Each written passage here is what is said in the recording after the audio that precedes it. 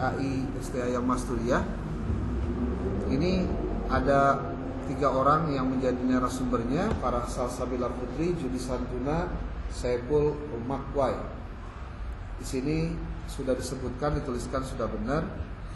Kemudian di sini sudah dituliskan ada abstrak, ada bahasa Inggrisnya dan ada bahasa Indonesianya.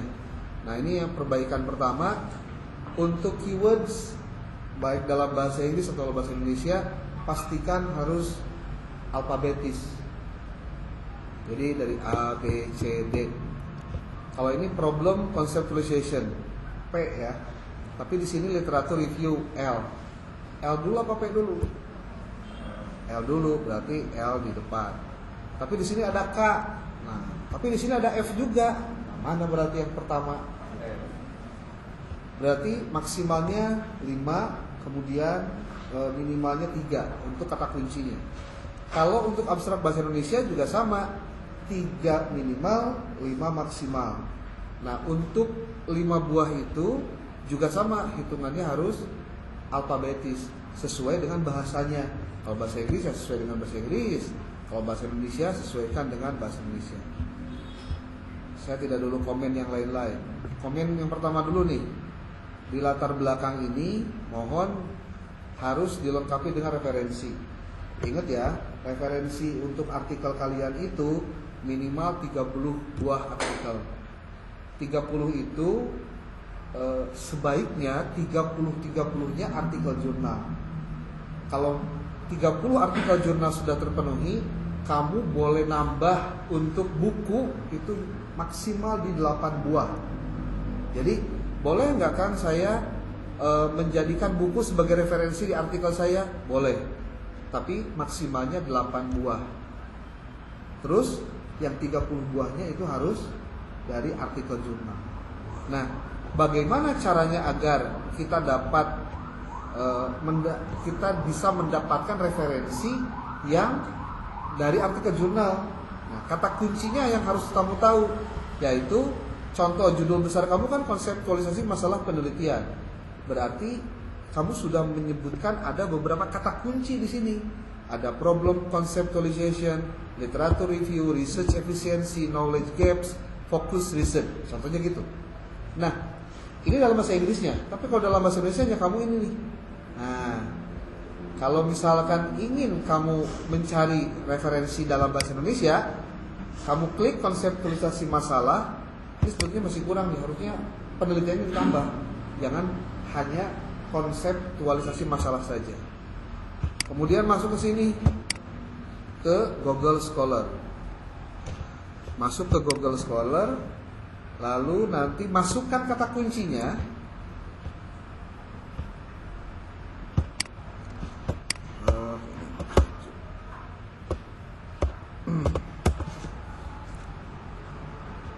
Nah, masukkan kata kunci di sini. Lalu diperbaiki nih. Nah, kira-kira nanti ada nggak yang mengarah pada kata yang sama untuk kamu jadikan kutipan? Nih, ada analisis data kualitatif dari konsep dalam penelitian pendidikan. Ada masalah penelitian. Oke, jadi tidak ada kata konseptualisasinya. Yang ada hanya masalah penelitian saja. Nggak apa-apa, kamu ambil yang masalah penelitiannya. Cari referensinya berdasarkan yang paling mudah itu baca abstraknya. Gitu. Kan saya kan sudah bikin kata-kata yang ini nih di pendahuluan. Bisa nggak ini kemudian saya carikan referensinya? Bisa. Jadi contoh nih, tuh tulisan awalnya kan, dalam era perkembangan ilmu pengetahuan yang pesat, penelitian ilmiah semakin memegang peranan penting memberikan solusi atas berbagai masalah yang kompleks di berbagai bidang. Ini kan kalimatnya umum. Tapi kamu bisa cari referensinya dari mana biar kamu bisa mensitasi artikel untuk dimasukkan ke sini. Ini copy saja di sini nih. Kata kuncinya kan penelitian ilmiah pemegang peranan penting memberikan solusi atas berbagai masalah. Ambil saja segini. Copy, Ctrl C, masukkan ke Google Scholar. Kemudian masukkan ke sini. Kira-kira nanti sudah banyakkah yang kata-katanya banyak sekali yang bisa dikutip. Ini buku nih, biasanya buku. Ini buku nih. Tapi kalau ini kayaknya buku di Gilead Unimed, ya buku juga. Kalau ini artikel nih. Tapi ini Pak judul lagi pengambilan keputusan dalam kepemimpinan, kan tuh nyambung, ya. Atau apalagi yang nggak nyambung, yang harus nyambung.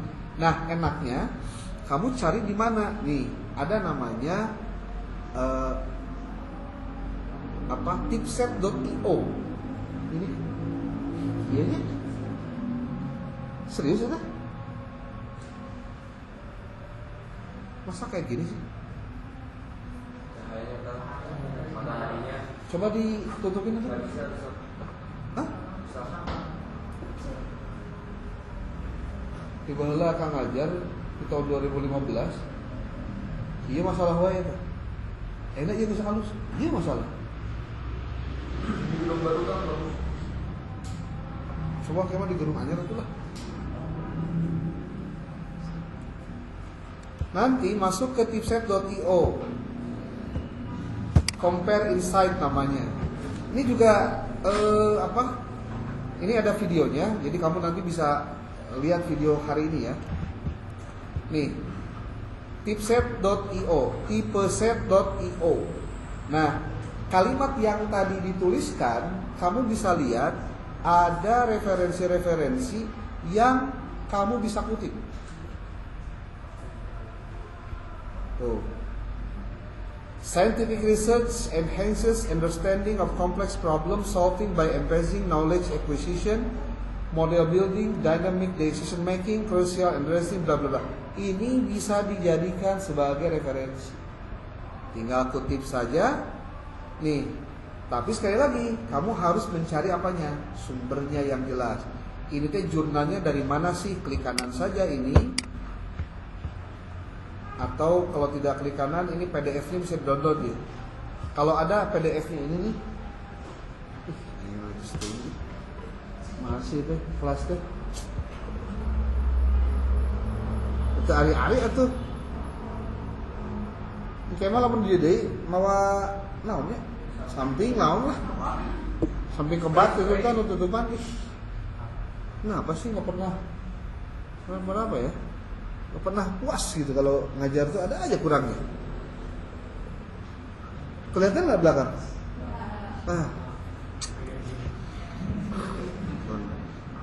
Dicari dulu nih si proses problem solving, PDF-nya dicari nih. Kalau dapat PDF-nya, nanti kamu silahkan mencari judulnya apa, penulisnya siapa, tahun berapa, publishernya siapa. Nah, itu biar ketahuan. Tuh, ketahuan nih. Ada yang bisa di-download. Bisa di-download tak? Nanti bisa dilihat diambilnya dari mana. Nih.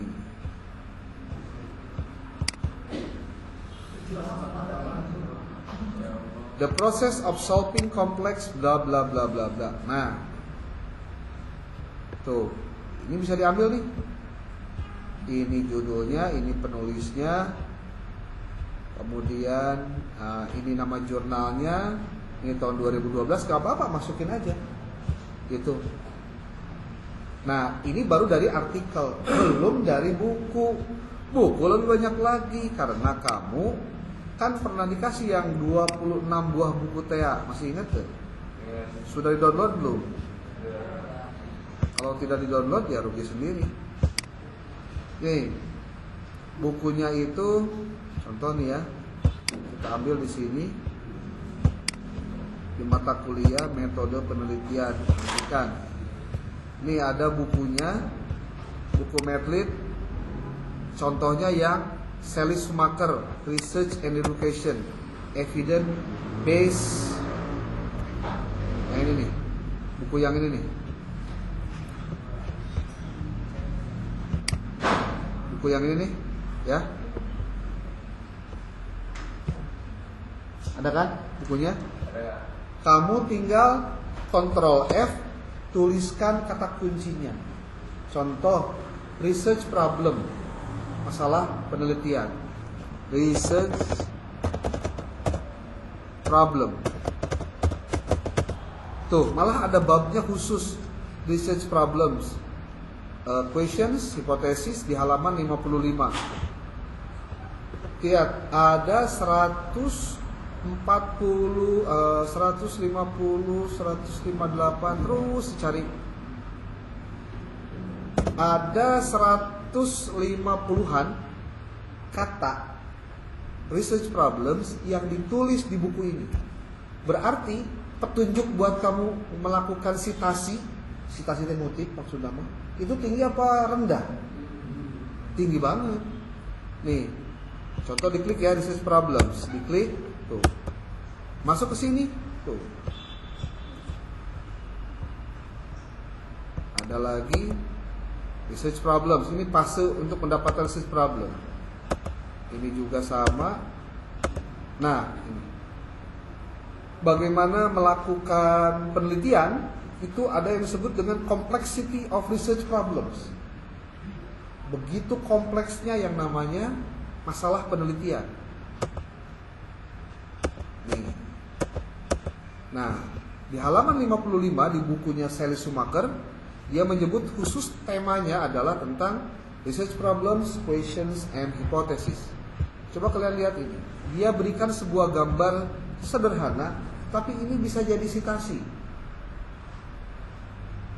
Apa sih keumuman sumber dari masalah itu dalam penelitian? Sumber itu ada 7. Pertama, ada personal experience. Ada pengalaman pribadi. Jadi kalau kamu sekarang sudah ngajar, kamu dapat masalah dalam pembelajaran, dalam cara mengajar, dalam pembelajaran, dalam manajemen pendidikan contohnya, itu bisa diangkat menjadi personal experience dalam konteks general research problem. Jadi masalahnya udah jauh, tapi karena kita melakukan risetnya. Yang kedua, applications of theory. Yang namanya masalah penelitian itu bisa diambil ketika kita mendapatkan teori tertentu lalu mengaplikasikannya. Ketika tidak sesuai antara aplikasi dengan teori, di situ ada apa? Ada masalah. Contoh, yang namanya guru itu menurut aturan cep undang-undangna yang ngajar itu harus profesional. Indikasi profesional adalah salah satunya sudah disertifikasi. Ciri sertifikasi dia ikut PLPG.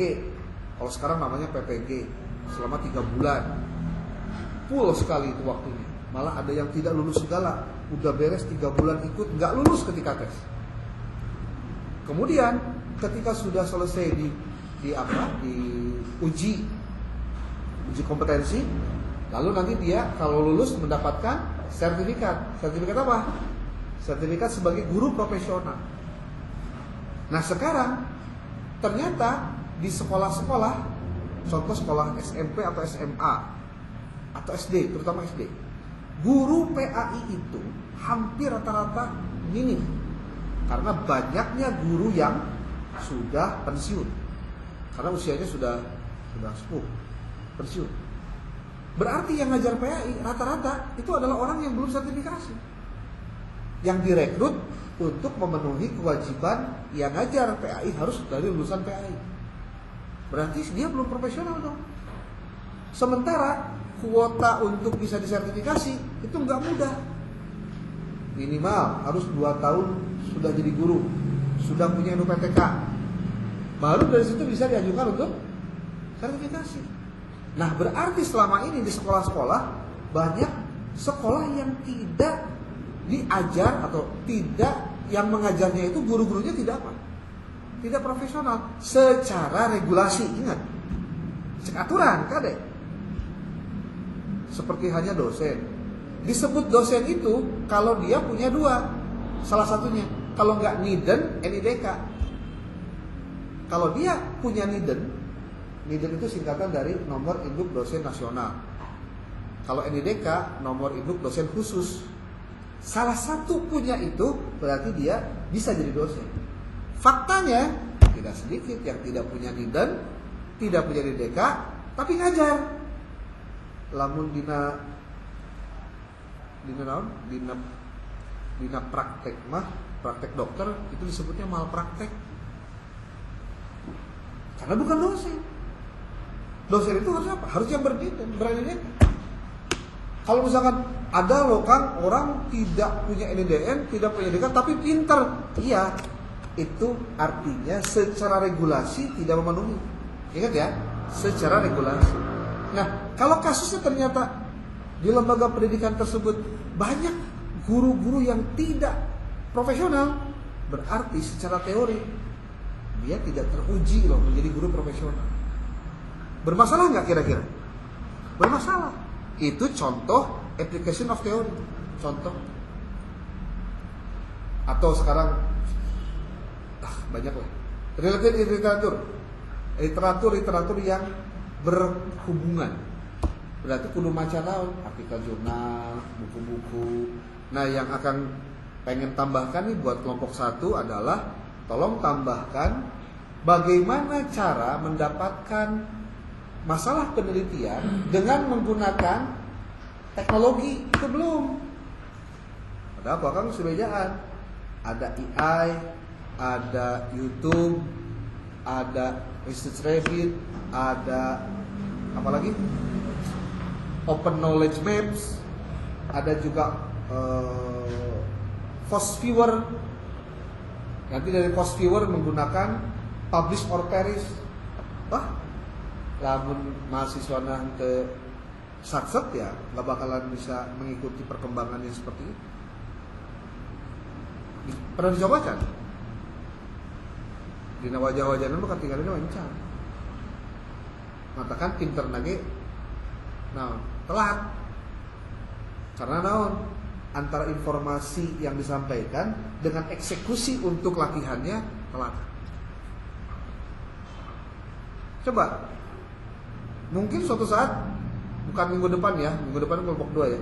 Minggu depannya lagi tak. Tolong catat deh. Tanggal berapa berarti? Tanggal berapa? 14 tanggal tambah 7, 2 hiji ya. Oke, tanggal 2 hiji mah wayahna mau laptop kabeh nya. Mau laptop. Bener tuh, di laptopnya sudah terinstall apa, sudah ada apa. Karena apa? Nih, related literatur itu artinya literatur yang berhubungan. Itu cara paling mudah di antara cara-cara yang lain untuk mendapatkan masalah penelitian. Karena bisa digunakan langsung secara otomatis. Current issues. Apa current issues itu?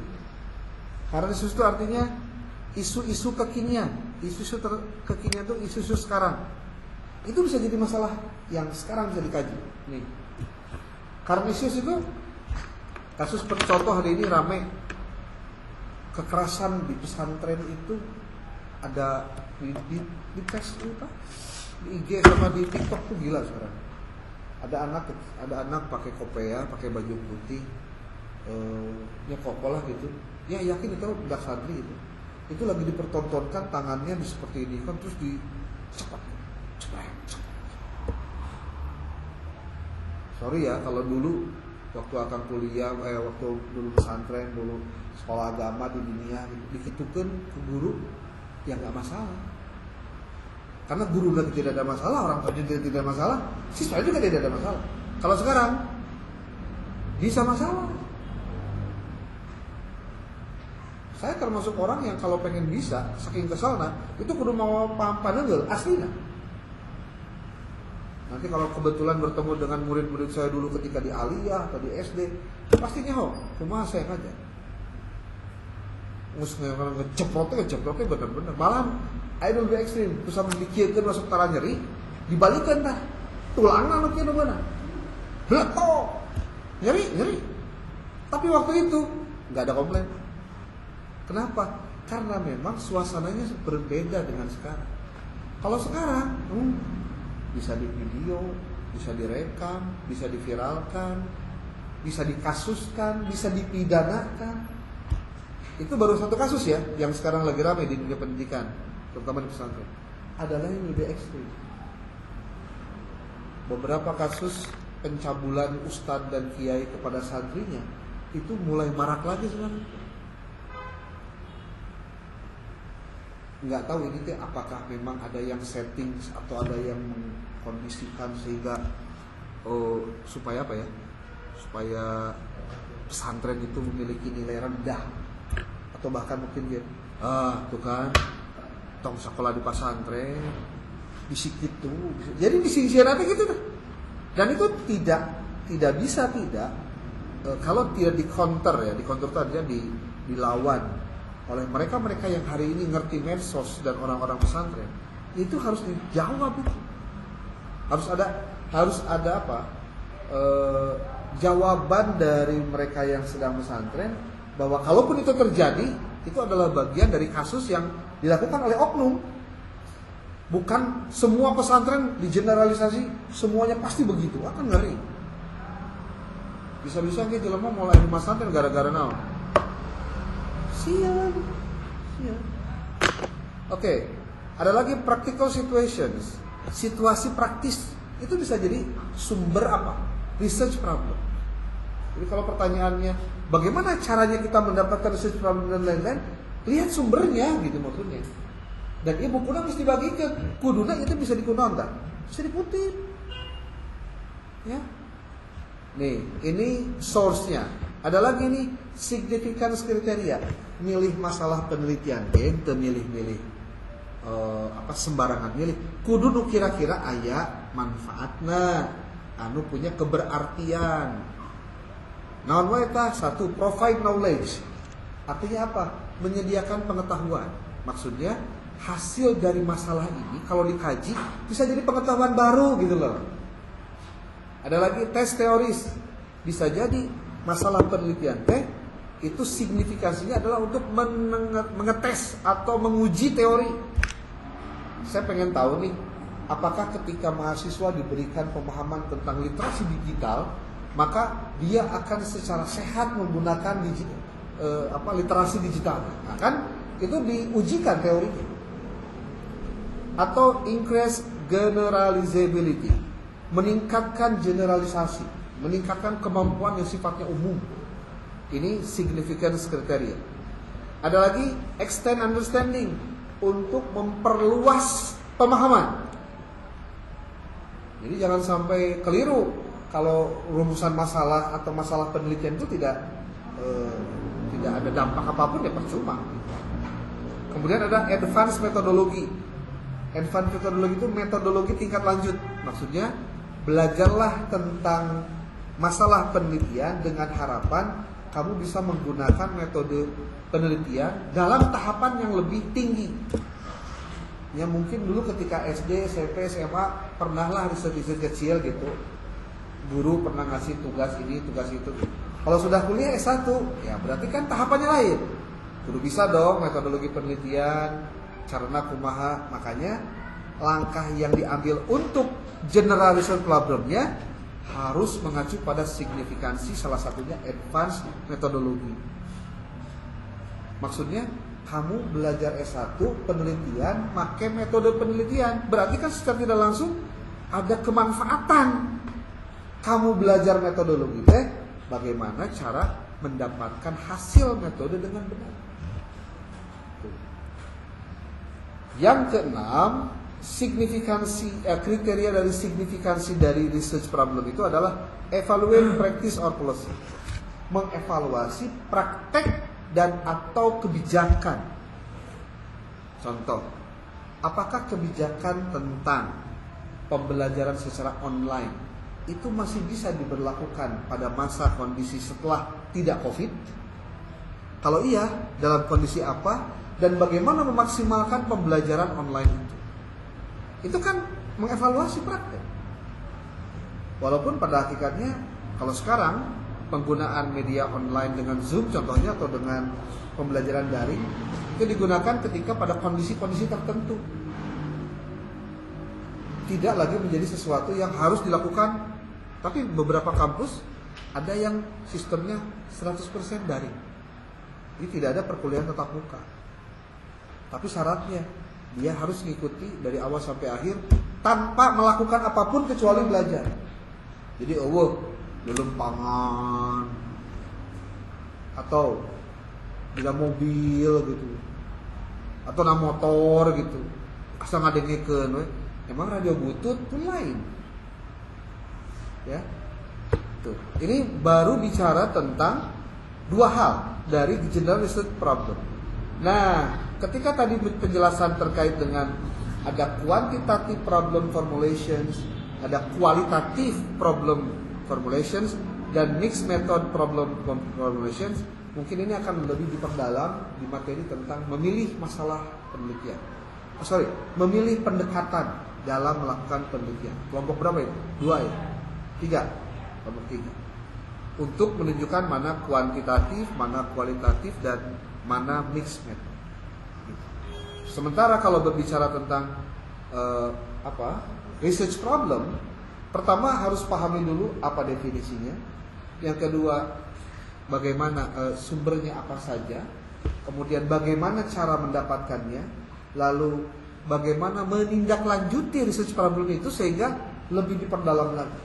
Karena nanti ada di bab berikutnya di kelompok berapa ya? Studi pendahuluan. Kelompok berapa? 4. Nah, studi pendahuluan. Itu sangat kepake itu. Masalah itu sudah harus menjadi bagian dari instrumen wawancara, observasi dengan studi dokumentasi. Oke, karena waktu juga sudah 15.14, kita akhiri dulu. Mudah-mudahan di pertemuan mendatang bisa lebih maksimal